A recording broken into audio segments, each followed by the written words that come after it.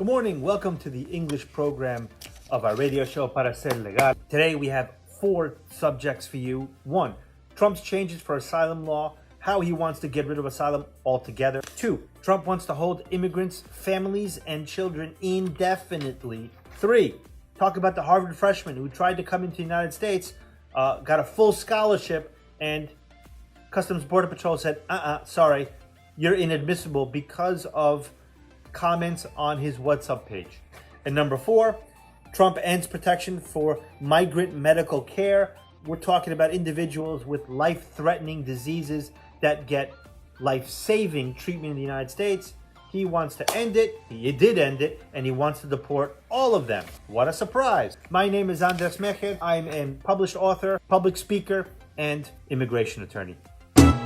Calificas para ser legal, quieres saber, solo llama al abogado Andres Mejer. Trump administration can begin denying asylum en masse. What does that mean? We know that Trump has tried to limit the number of people, the number of people that can apply for asylum in a day. He's said those that are applying for asylum must wait in Mexico. And he's tried to eliminate whole categories of people like women fleeing domestic violence, saying that's not appropriate for asylum. So limit the number of people that can apply, limit where they're applying from, meaning not coming into the United States, doesn't want to give them employment authorization, doesn't want them in the US at all. And now his new rule says, you know what? You can't file for asylum at all. That's where he's going. He wants to bar asylum from all of Central America. So under this new plan, migrants can't apply for asylum unless they've already tried and failed to receive in another country they passed through. So if I'm from Chile and I apply for a visa, but they don't give it to me. Now, Chileans nowadays, like Europeans, can just present their passport and they're allowed back in. Let's assume for purpose of conversation they can't. So my father's from Argentina, let's assume I'm from Argentina. I go to the US Embassy, I ask for a visa, I get denied. I say, you know what, I gotta go. I'm afraid for my life, I leave. And hiking, bus, tour, train, whatever. I go through Panama and Costa Rica, Nicaragua, Guatemala, Mexico, and then the US. And I finally get there after this whole long ordeal, and I present myself at the border. I'm Andres Mejer, and I want to apply for asylum.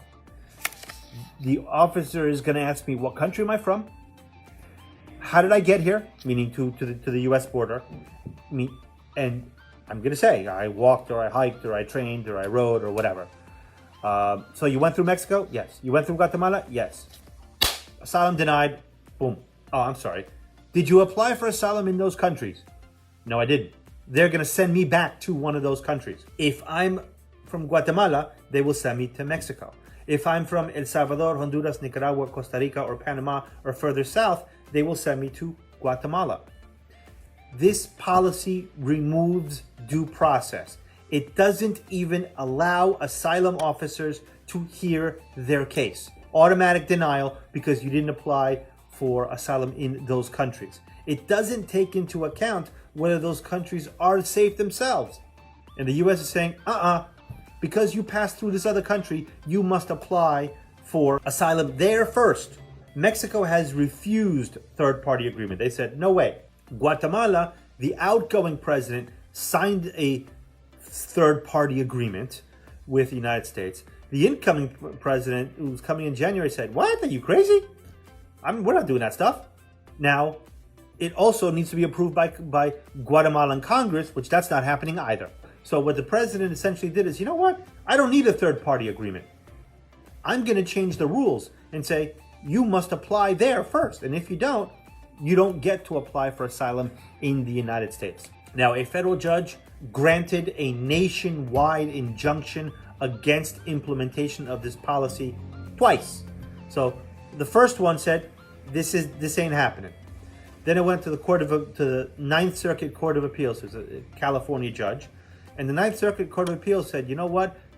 We're going to stay the injunction while the litigation goes on. So we'll allow you, administration, to do what you're doing outside of our jurisdiction. What they said is, listen, nationwide injunction is inappropriate. It's only limited to the Ninth Circuit, California, and nearby states. Then it went back to the judge. The judge heard more testimony and said, no, nationwide injunction, you can't implement this anywhere. Trump administration asked the US Supreme Court to get involved, which they've been doing fairly regularly. Historically, it almost never happens, but under the Trump administration, it happens like every other day. So without an opinion, the Supreme Court stopped the injunction.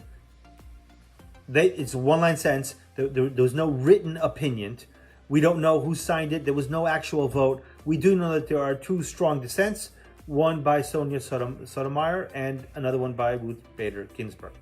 So the issue will come back before the Supreme Court. But in the meantime, lots of immigrants are going to be sent back. Thank you for joining us. Any questions or comments, please just put it down below. Subscribe to our page.